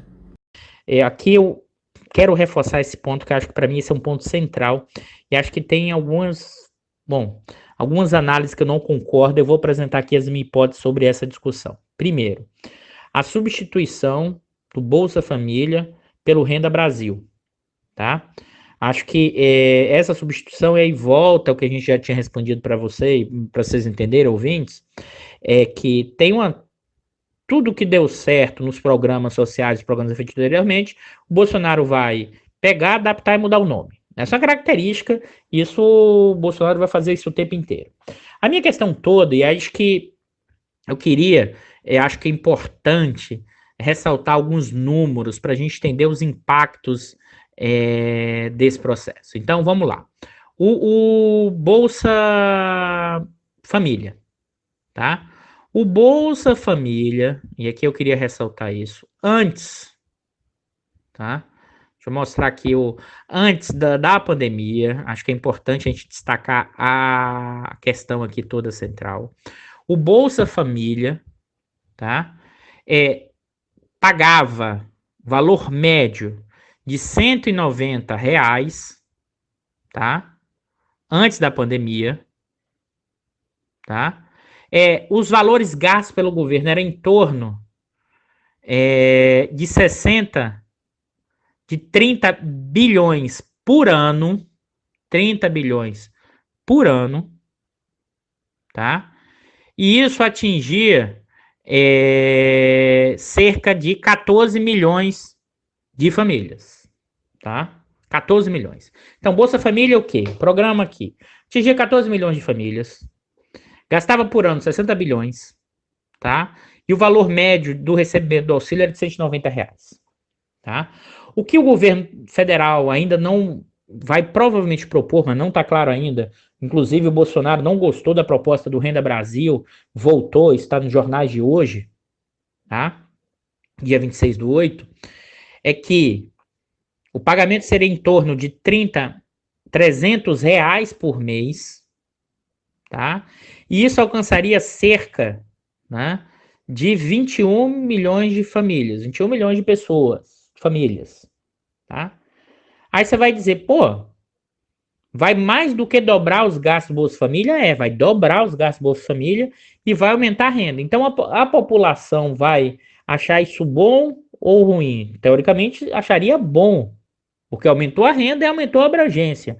Gente que antes não recebia o Bolsa Família vai passar a receber, não agora mais o Bolsa Família, mas o Renda Brasil. Mas aqui tem um problema, que é o meio do caminho entre o Bolsa Família e o Renda Brasil, que é o quê? A crise, a pandemia e o pagamento do auxílio emergencial, tá? Para vocês terem ideia, o auxílio emergencial alcançou mais de 63 milhões de pessoas, tá? Isso implica um volume muito, muito mais do que o dobro, né? Hoje, mais do que o dobro do que o futuro programa Renda Brasil. Como o Renda Brasil é para substituir o auxílio emergencial e substituir o Bolsa Família, a população não vai lembrar do Bolsa Família. Essa população tem três possibilidades. Primeiro, eu recebi o Bolsa Família antes, R$190. Aí eu passei a receber R$600 do auxílio emergencial. E agora eu vou voltar a receber 300? Eu piorei minhas condições de vida pela metade. Agora imagine as pessoas que recebem auxílio emergencial, que não vão ter o Renda Brasil e não vão conseguir arrumar emprego. Tá? Então vou piorar minhas condições. As pessoas, a popularidade, o apoio do governo não é do passado remoto. É a última impressão, é a que fica. Se você olhar, uma parte da perda de popularidade dos governos do PT tem a ver com a gestão da Dilma em 2015. Por quê? Porque ali aumentou o desemprego, ali aumentou o preço do gás de cozinha, ali aumentou o preço dos combustíveis, ali teve uma política de arroxo, a economia desacelerou, a crise aumentou e a população piorou suas condições de vida. Né? Então a comparação aqui é a comparação entre o Renda Brasil e o auxílio emergencial. Então a minha hipótese é que a popularidade do Bolsonaro conquistada com o auxílio emergencial, uma parte dela vai ser perdida a partir do ano que vem. Então isso vai tensionar fortemente, a despeito dos bolsonaristas, enquanto publicidade e propaganda, dizer que está tudo ok. Esses aí vão ser bolsonaristas. Esse fenômeno, em parte, veio para ficar. Uns 15% da população é Bolsonaro até o fim, independente de qualquer coisa. A última Datafolha mostra isso, que acredita no Bolsonaro independente de qualquer coisa, dá quase 20%. Entre 18% e 19% da população. Mas nesse cenário, a minha hipótese, a gente vai ter que, daqui uns 6 meses, a gente vai ter que voltar aqui antes para ver se eu acertei ou não essa hipótese, mas é que a popularidade de Bolsonaro com o Renda Brasil vai diminuir porque a comparação de quem vai receber esse auxílio são as pessoas que recebiam o auxílio emergencial e não o Bolsa Família. Como é que você tem analisado, Eduardo, esse desgaste que foi criado entre o Paulo Guedes e o Jair Bolsonaro nos últimos tempos? Enquanto o presidente quer gastar com programas sociais de olho na reeleição, o ministro da Economia defende o discurso de austeridade nos gastos públicos. Você crê na saída do posto Ipiranga do ex-capitão do Exército do governo? Anderson, nesses conflitos, nessas tensões, como eu já ressaltei primeiro, entre manter a política do teto dos gastos e do austericídio fiscal, mesmo no meio da pandemia ou na saída da pandemia. Por outro lado, o Bolsonaro percebendo que a política o auxílio emergencial lhe garante aumento da avaliação do governo, apoiado também pelos militares nesse processo, vai tensionar cada vez mais esse elemento entre o Guedes e o Bolsonaro e a questão dos programas sociais. Eu não tenho dúvida nenhuma. O Guedes é um dos defensores ferrenhos do teto dos gastos, em certa medida representa os interesses desses segmentos, né, em que tem riqueza financeira, e como eu já expliquei aqui, por que essa defesa tão grande desse processo. Ao mesmo tempo, a tentativa de fazer um puxadinho, que é manter uma parte dessa transferência no patamar menor. Acho que o Bolsonaro, não agora, mas mais para frente, vai, quando perceber que vai perder essa popularidade que eu estou supondo, quando o novo auxílio vai querer aumentar o auxílio, o Guedes pode reagir, mas não acho que o Guedes vai sair agora. O Guedes vai tentar se manter o máximo possível, porque é o momento de glória do Guedes. O Guedes o Chicago Boy, que é a Chicago Old, nunca teve muita influência em nenhum governo anterior, menos ainda no governo Fernando Henrique. Então o Guedes continuará por muito tempo, ele só sairá, a minha percepção, quando for demitido ou frito pelo Bolsonaro, e o Guedes vai tentar o tempo inteiro reforçar essas posições. É evidente que as tensões podem acontecer ou não, e é evidente que uma parte da equipe econômica sai, mas, por exemplo, o Salim Matak saiu, que era de desburocratização, e é menos uma discussão de que o governo quer privatizar, mas ele foi e voltou para o seu negócio, porque o seu negócio está em risco. É um tipo de negócio que foi muito afetado pela pandemia, tá? Então, a parte da equipe econômica saiu porque vai ser agora trabalhar em grandes bancos, a famosa coisa da porta giratória, né? O pessoal trabalha no Ministério da Economia, o diretor do Banco Central, rapidamente já vai direto para os bancos, inclusive com participação acionária. Isso é um tipo de regulamentação que tinha que ser feito fortemente, tá? Mas, por outro lado, eu não consigo te dizer se o posto Ipiranga sai nesse momento. Eu acho que ele permanece, mas as tensões e os conflitos vão aumentar constantemente nos próximos dias e meses, porque, como eu falei, é incompatível o teto dos gastos com um aumento de auxílio emergencial que o Bolsonaro está pensando na popularidade eleitoral e, ao mesmo tempo, o fiscalismo e a manutenção dos ganhos financeiros de quem detém a riqueza financeira nesse patamar. Agora, se a popularidade do Bolsonaro cresceu nos últimos tempos, Eduardo, esse ataque do presidente ao repórter do jornal O Globo no último domingo evidenciou que o Bolsonaro Paz e Amor desaparece quando questionado a respeito das suspeitas que pairam sobre sua família. O Bolsonaro sendo o Bolsonaro, né? A resposta ao repórter da Globo é o Bolsonaro, como sempre foi. Na verdade, esse último mês em que o Bolsonaro diminuiu o tom é uma completa exceção.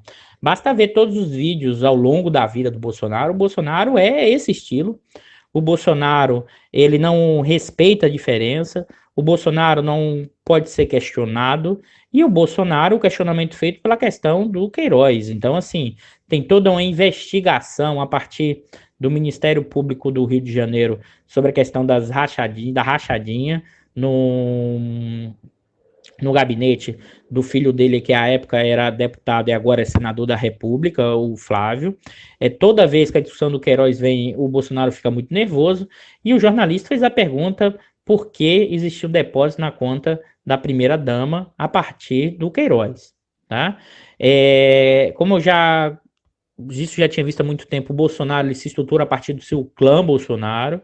Todos os filhos viraram políticos, tem toda uma conexão aí, que quando isso é questionado, Bolsonaro perde as estribeiras, ou seja, tem todo um problema com essa discussão. É evidente que muita gente associou o aumento da popularidade, Bolsonaro ter ficado quieto. Isso pode até ter acontecido, mas num patamar relativamente pequeno. Ninguém vai achar que porque o Bolsonaro agora ficou mais quieto vai ganhar muita popularidade. Eu não acho que não. Eu acho que esse discurso que ele faz também volta a reforçar a ideia do aguerrido para as bases dele, tá? Assim, não acho que o bolsonarismo e o clã têm grandes estratégias de longo prazo, mas eles acompanham o tempo inteiro o movimento das redes sociais, de Big Data e tudo mais. Então, isso talvez uma forma dele aumentar o tom, porque tenha percebido que o bolsonarista raiz gosta do Bolsonaro raiz, ou seja, há uma conexão direta nessas dimensões. O que eu acho, tá, que toda vez que vier o tema da família, o Bolsonaro vai reagir fortemente.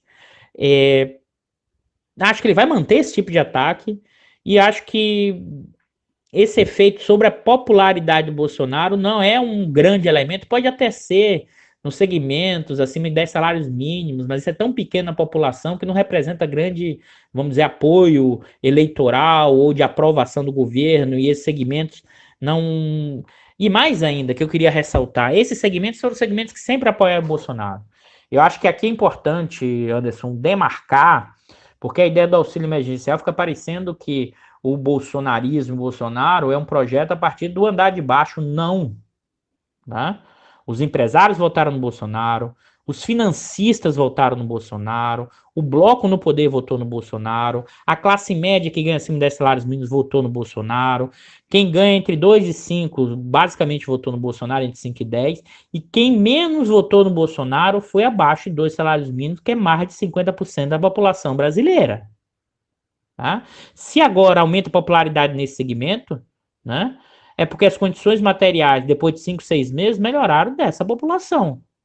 E essa população vai continuar assim ad infinito? Não. Se as condições materiais continuarem melhorando, né, elas vão continuar apoiando o governo e qualquer governo.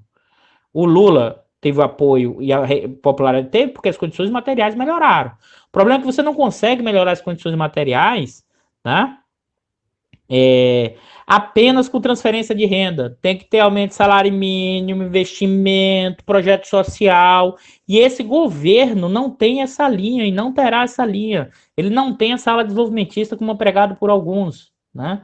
É nesse sentido que é inconsistente esse tipo de transferência você manter, primeiro, porque tem as tensões internas, mas esse tipo de transferência tem que vir junto com outros tipos de políticas de emprego, renda, investimento público, tá? Para gerar a melhora das condições materiais consistente ao longo do tempo. Um dos atores dessa gestão que meio que desapareceu nos últimos tempos, Eduardo, foi a ala militar. Os generais que ocupam ministérios como Augusto Heleno, Luiz Eduardo Ramos, o Braga Neto, sequer têm aparecido para se posicionar a respeito dessas questões que orbitam o Palácio do Planalto. Você que conhece muito bem o tema, como tem observado esse silêncio dos militares?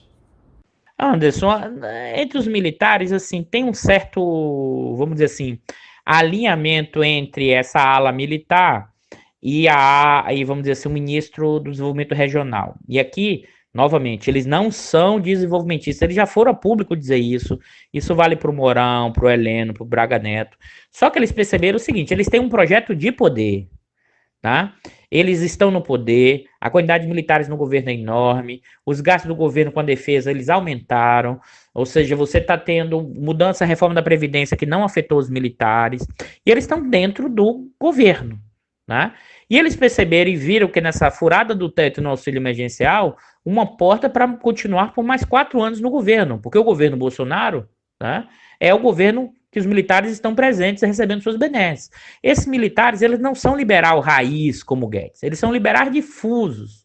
Eles têm, inclusive, dificuldade para entender esse processo. Basta ver naquela reunião que o STF liberou o esbregue que o Guedes deu no Braga Neto, quando ele falou do plano macho de investimento. Por outro lado, esses militares, me parece que de forma pragmática querem furar o teto, mas não querem estatismo, eles querem privatizar. Desde que, por exemplo, não privatize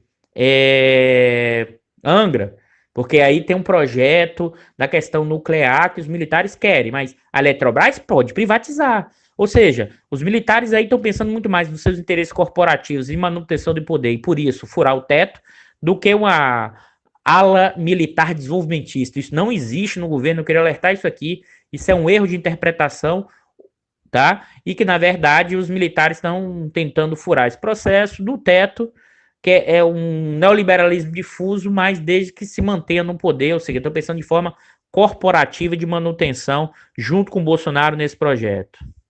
Eduardo Pinto, muito obrigado por dialogar conosco aqui mais uma vez no Faixa Livre.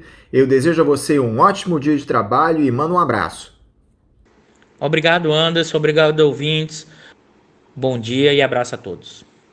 Conversamos aqui com o professor de Economia da Universidade Federal do Rio de Janeiro e pesquisador do Instituto de Estudos Estratégicos de Petróleo, Gás Natural e Biocombustíveis Eduardo Dutra, o INEP, da Federação Única dos Petroleiros, Eduardo Pinto.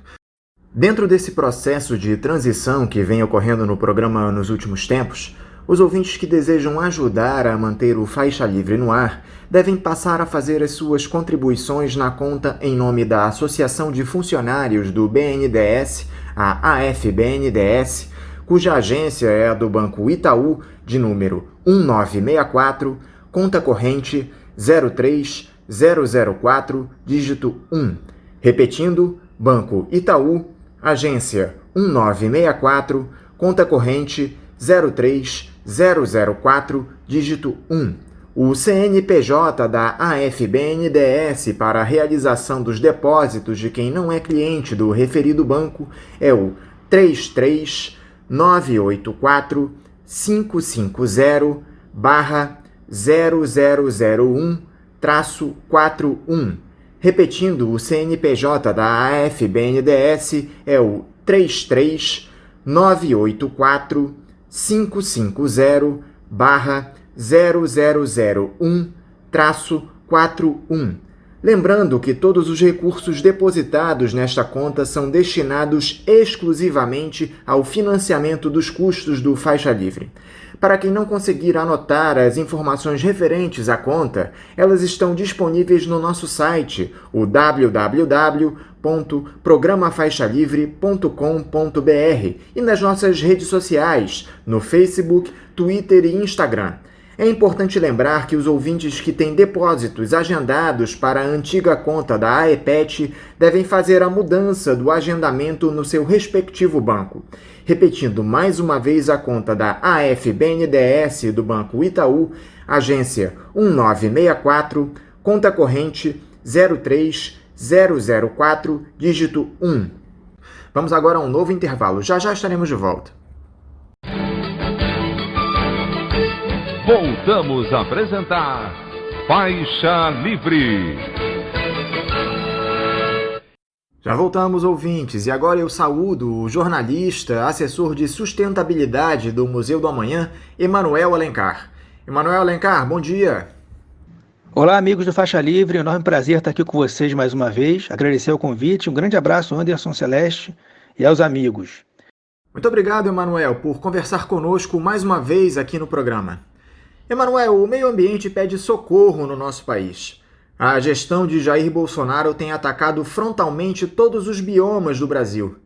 Eu gostaria de começar falando a respeito do Pantanal, que enfrenta sua pior seca em 50 anos, com o fogo consumindo hectares de mata em nível recorde. Os prejuízos para a nossa biodiversidade são incalculáveis. Como é que você tem observado essas queimadas lá no Pantanal, Emanuel? Pantanal, a situação é muito grave, a gente olha com muita preocupação o que está acontecendo e a gente tem que dividir essa resposta em duas parcelas. Vamos lá, é culpa do governo Bolsonaro o que está acontecendo no Pantanal? Sim e não. Por que não? Não porque, tipicamente, de julho a outubro, é um volume de chuvas menor que cai nesse bioma. Isso é assim historicamente, né? E são situações monitoradas pelo Serviço Geológico do Brasil e a situação tem se agravado por causa das mudanças climáticas, né? São processos de vários anos, são processos que envolvem várias nuances e a gente não pode acreditar apenas no governo Jair Bolsonaro a culpa pelo que está acontecendo no Pantanal, que é bom sempre lembrar, é um bioma partilhado por 3 países, né? Então ações conjuntas também são fundamentais. No Brasil, embora a maior parte do bioma aqui do Brasil esteja no estado do Mato Grosso, o Pantanal também é dividido por Paraguai e Bolívia. E aí eu lembro que as ações conjuntas desses países são fundamentais. Agora vamos na parte do sim. É culpa do governo Jair Bolsonaro que está acontecendo no Pantanal. E aí a gente tem que lembrar o seguinte, justamente para combater as mudanças climáticas, o governo tem feito pouco ou quase nada. Um relatório recente do Observatório do Clima, que foi divulgado em novembro de 2019, apontou uma queda significativa de aplicação dos recursos, quando não zerados, baseados na implementação da Política Nacional de Mudança do Clima. Então houve, né, de 2018 a 2019, uma queda de 95% da aplicação desses recursos na Política Nacional de Mudanças do Clima. Outras rubricas estão zeradas, né? A gente observa no governo Jair Bolsonaro medidas como a redução da fiscalização do IBAMA, do Instituto Chico Mendes, perseguição a fiscais, corte no orçamento de prevenção a incêndios. E aí a gente lembra do Pantanal, suspensão do Fundo Amazônia, promessas de abrir terras indígenas à mineração, né? Tudo isso ajuda a tirar o Brasil da rota da governança global climática, né? Inclusive, em junho, o Climate Action Tracker declarou que a política ambiental do governo Bolsonaro está na contramão da necessidade urgente da ação climática no Brasil. Isso tem tudo a ver com o Pantanal. A extrema seca, que preocupa todos os pantaneiros e preocupa ambientalistas, fez o Ricardo Salles se deslocar para lá. Ela tem tudo a ver com esse cenário global e um cenário muito preocupante de desmonte dessas políticas pelo governo Jair Messias Bolsonaro. Os números da destruição no Pantanal chamam muito a atenção, né? O bioma tem mais ou menos 14 milhões de hectares de extensão territorial, sendo 10 milhões localizados no Mato Grosso, e desse total, de acordo com o IBAMA, do início de 2020 até agora, meados do mês de agosto, o fogo já tinha consumido 1,5 milhão de hectares, 1,5 milhão de hectares, o que equivale a 10 municípios de São Paulo. E o foco desse incêndio está caracterizado em áreas de atividade humana. Me impressiona muito quando um fazendeiro, ao se encontrar com o ministro Ricardo Salles, botou a culpa no modelo do SESC. Ele estava se referindo ao SESC, que tem uma grande reserva privada de patrimônio lá no Pantanal, dando a entender que a culpa não é dos fazendeiros, a culpa é do SESC. O SESC fez uma resposta bem contundente, bem interessante no site deles, alegando que os focos primários que surgiram no Pantanal não vieram da reserva do SESC, né? E dizendo que não são contra a atividade pecuária, mas que entendem que um diálogo franco é necessário. Então o governo Jair Bolsonaro, mais uma vez, ao atuar tardiamente no caso, ele fragmenta, ele busca culpados, ele apoia discursos que têm pouco amparo na realidade. Então, mais uma vez, na parte do sim, eu destacaria essa tentativa de você buscar inimigos em vez de resolver o problema. Agora, evidentemente, qualquer um que fosse o governo federal teria dificuldade numa situação dessa. É algo realmente sem precedente desde 1990. Agora, não são só os biomas do nosso Planalto Central que sofrem com o descaso do governo federal. Na Amazônia, o cenário não é muito diferente. O desmatamento avança sob os olhares dos investidores internacionais, que pressionam a gestão de Ricardo Salles no Ministério do Meio Ambiente a interromper essa escalada de destruição. A grande questão, Emanuel, é que esse cenário atende aos interesses dos grandes latifundiários do nosso país, dos grileiros, madeireiros e garimpeiros. Você vê capacidade e interesse do governo Bolsonaro em frear o desmatamento, correndo o risco de perder o apoio interno das forças do agronegócio? Não resta dúvida, Anderson e amigos, que o agronegócio é fundamental, um grande motor da economia brasileira, responsável por 21,6% do produto interno bruto, de acordo com o Ministério da Agricultura. E aí a ação do governo Bolsonaro, ela é muito errática desde o início, e vejo na escalação do vice-presidente Hamilton Mourão como chefe do Comitê da Amazônia uma tentativa de diminuir o estrago feito na imagem do país internacionalmente, né? Outro dia o Mourão falou que o Brasil está na defensiva contra as questões ambientais e pediu ali um esforço maior para que o governo passe a ter uma agenda mais propositiva. Mas o cenário é muito ruim, né? E não à toa, teve um estudo recente, inclusive divulgado pela revista Science, no mês de julho, que apontou que até 22% da soja e pelo menos 17% da carne bovina produzidas na Amazônia e no Cerrado, exportadas para a União Europeia, podem ter rastros de desmatamento ilegal. Isso causa uma enorme mancha na imagem internacional brasileira. Os investidores, o agronegócio que quer seguir a regra e quer ser um colaborador para a sustentabilidade critica, as grandes empresas do setor criticam, outros países criticam. Então, isso é bastante ruim para o Brasil, né? E é interessante a gente observar que, no caso da soja, por exemplo, né, os agricultores usariam terras desmatadas para produzir outras culturas, utilizando essas áreas irregulares para cultivo do grão e escapar dos embargos. Na carne bovina, diz esse estudo, o problema envolveria os fornecedores indiretos, que são aqueles que vendem bezerros e boi magro para engordar em fazendas regulares, que não são fiscalizadas por governos e empresas, né?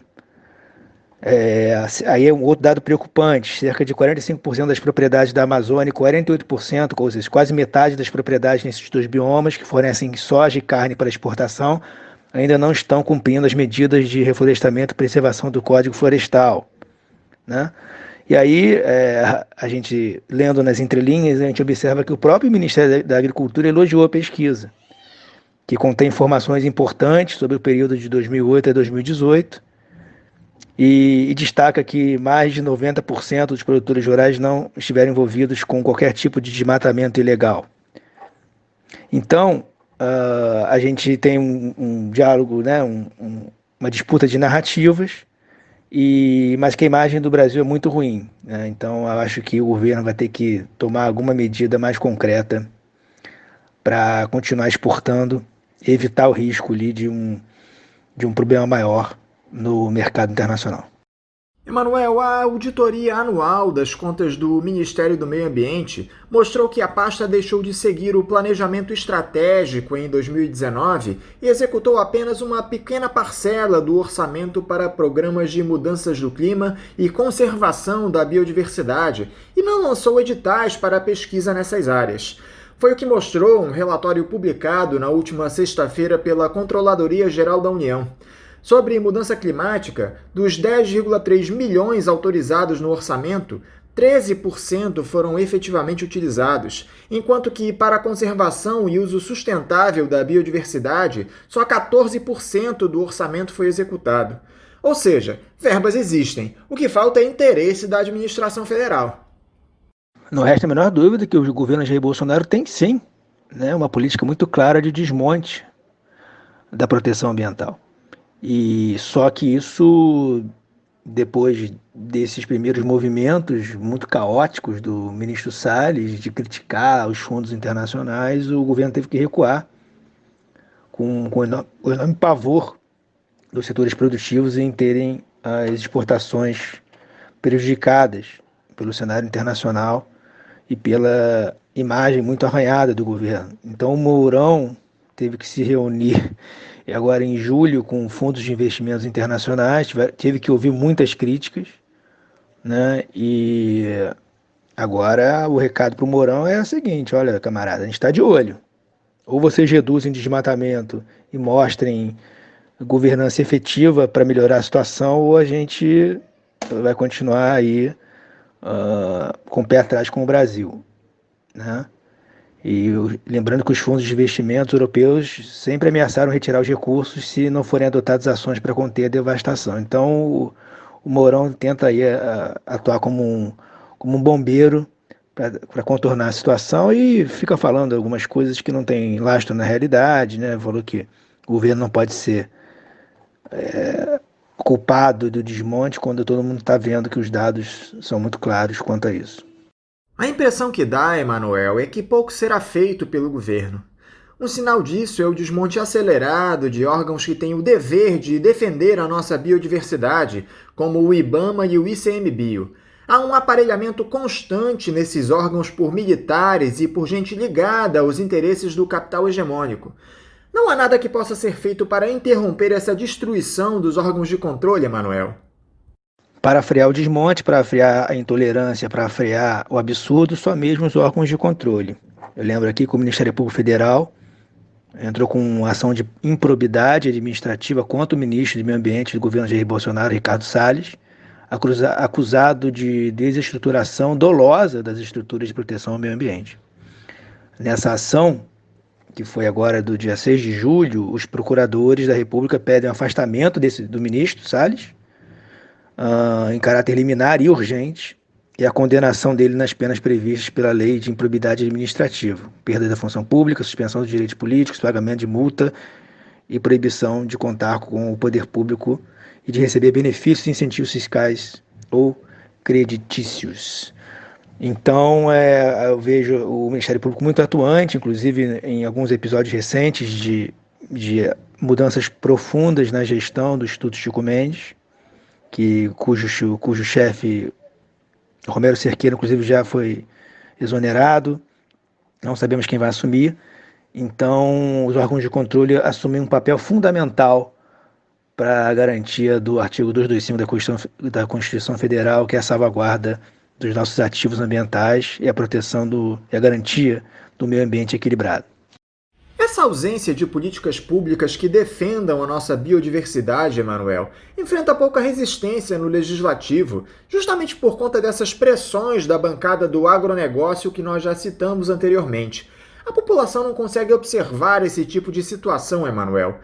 Por que esses grandes latifundiários se eternizam nas nossas casas legislativas e levam o país a esse cenário de destruição do meio ambiente para atendimento aos seus interesses econômicos? Eu prefiro destacar o que está acontecendo de bom. A gente, lá no Congresso, existe a Frente Parlamentar Ambientalista, composta por 216 deputados federais e 6 senadores. Já foi maior. No governo Fernando Henrique Cardoso, esse número chegou a 250 parlamentares. Desses parlamentares, evidentemente, há uma pequena parcela que realmente defende com unhas e dentes o equilíbrio ambiental, né, a pauta de defesa do meio ambiente, uma pauta de desenvolvimento sustentável, preconizando o respeito do agronegócio ao meio ambiente. Então a gente tem aí pelo menos 25 deputados federais com uma atuação muito consistente, muito segura na área ambiental, na defesa da questão pública, do meio ambiente equilibrado. Então, eu acho que a gente tem um grande espaço de disputa. A Frente Parlamentar Ambientalista vem ganhando escala, vem ganhando visibilidade nesse governo Jair Bolsonaro. Então, sempre quando há pressão, há contrapressões. Vejo um espaço de disputa bem interessante no Congresso que tem aflorado. Mudando um pouco de assunto, Emanuel, aqui no Rio de Janeiro nós sofremos com essa iminente tragédia que é a destruição da floresta do Camboatá para a construção do novo autódromo internacional com o objetivo de receber provas de Fórmula 1. Como é que você tem visto esse imbróglio, Emanuel? Os interesses da especulação imobiliária ameaçam destruir essa imensa área verde na zona oeste da cidade. Não há justificativa para esse autódromo ser erguido na floresta do Camboatá, na zona oeste, em Deodoro, aqui no Rio de Janeiro. Inclusive, quem diz isso é o próprio multicampeão Lewis Hamilton, que falou que se o custo for a derrubada de 200 mil árvores, isso está totalmente fora da razoabilidade. Então, eu acho que a floresta do Camboatá precisa continuar sendo preservada, e é bom a gente lembrar que só foi preservada mesmo por causa do Exército ali, da presença do Exército. É uma das poucas florestas remanescentes de baixada da Mata Atlântica aqui, da capital fluminense. Não há justificativa plausível para a gente abrir mão de uma floresta dessa para construir um autódromo, sendo que há alternativas locacionais. É importante que a gente tenha um autódromo? É importante, vai dinamizar a economia. Agora, a que custo? Né? Será que derrubar uma floresta faz algum sentido? Então, a minha visão muito clara disso é que esse processo tem sido totalmente contaminado por pressões absurdas das 3 esferas de governo, União, Estado e município. A sociedade já demonstrou nas audiências públicas virtuais, que inclusive foram bastante ruins, episódios constrangedores de queda do sinal, remarcação, uma pressa danada para você botar essa audiência na rua, sem a presença das pessoas físicas, né? Quer dizer, botar essa audiência no sistema virtual, e ficou muito claro que a sociedade está rechaçando esse autódromo em Deodoro. Vamos considerar um cenário mais conservador, que o processo de licenciamento segue. É muito provável, quase com 100% de certeza, que isso lá na frente ia desembocar numa grande batalha jurídica, porque não é trivial você fazer um autódromo naquele local. Creio que o empreendedor esteja perdendo tempo ao insistir com uma tese absurda. Seria muito melhor sentar na mesa para renegociar o lugar desse autódromo E acho muito importante os candidatos agora a vereador e a prefeito da cidade do Rio de Janeiro que se posicionem claramente quanto a essa questão. Voltando à questão da frente parlamentar, temos eleições agora em novembro que são importantíssimas para a gente debater essas pautas. As pessoas moram nas cidades, precisam ser ouvidas. Nada será feito ao arrepio da lei e sem a transparência. A sociedade não admite mais isso. E por que o judiciário não toma uma atitude diante desse crime ambiental que se coloca com a construção do autódromo, Emanuel? Os próprios moradores do entorno da floresta do Camboatá já apresentaram locais alternativos para a realização das obras. Anderson, no afã de defendermos nossas bandeiras com muita gana, com muita perseverança, creio que muitas vezes nos perdemos nos ritos necessários de um processo de licenciamento ambiental. Na construção do Autódromo de Deodoro, é a mesma coisa. Não é de um dia para o outro que você vai autorizar o empreendedor a erguer a pista para competições de automobilismo. Eu lembro aqui que em fevereiro desse ano, a Comissão Estadual de Controle Ambiental, a SECA, aprovou a licença prévia da obra de construção do autódromo, mas a licença de instalação, ela será concedida ou não a partir das manifestações da sociedade civil, das análises técnicas, depois das audiências públicas. Então eu creio que a justiça, os órgãos de controle estão totalmente instrumentalizados para atuarem e antes que a licença de instalação seja concedida, se verificarem problemas no processo de licenciamento já amplamente verificados por alguns advogados ambientalistas e pelo próprio Ministério Público do Estado do Rio de Janeiro. Então, eu acho que no momento certo a justiça vai atuar, como já tem atuado em algumas ocasiões. Inclusive, eu lembro aqui que a justiça deu favorável à juíza Roseli Nalim ao cancelamento da audiência pública lá atrás, a pedido de uma ação popular impetrada pelos advogados Antônio Seixas e Rogério Rocco. É um fato que demonstra que, dentro da justiça, há ainda um espaço de disputa. Depois a audiência foi confirmada pelo desembargador, mas eu acho que a justiça está assim atenta aos fatos concretos aí em relação à floresta do Camboatá. Emanuel Alencar, muito obrigado por novamente dialogar conosco aqui no Faixa Livre. Eu desejo a você um bom dia de trabalho e deixo o meu abraço. Anderson, muito obrigado, eu que agradeço e um enorme privilégio estar aqui com vocês. Um grande abraço a todos. Conversamos aqui com o jornalista e assessor de sustentabilidade do Museu do Amanhã, Emanuel Alencar. E vamos encerrando a edição de hoje do programa, convidando vocês para amanhã, a partir das 8 da manhã, estarem aqui na Rádio Bandeirantes 1360 AM para mais uma edição do Faixa Livre. Um abraço a todos vocês e até amanhã!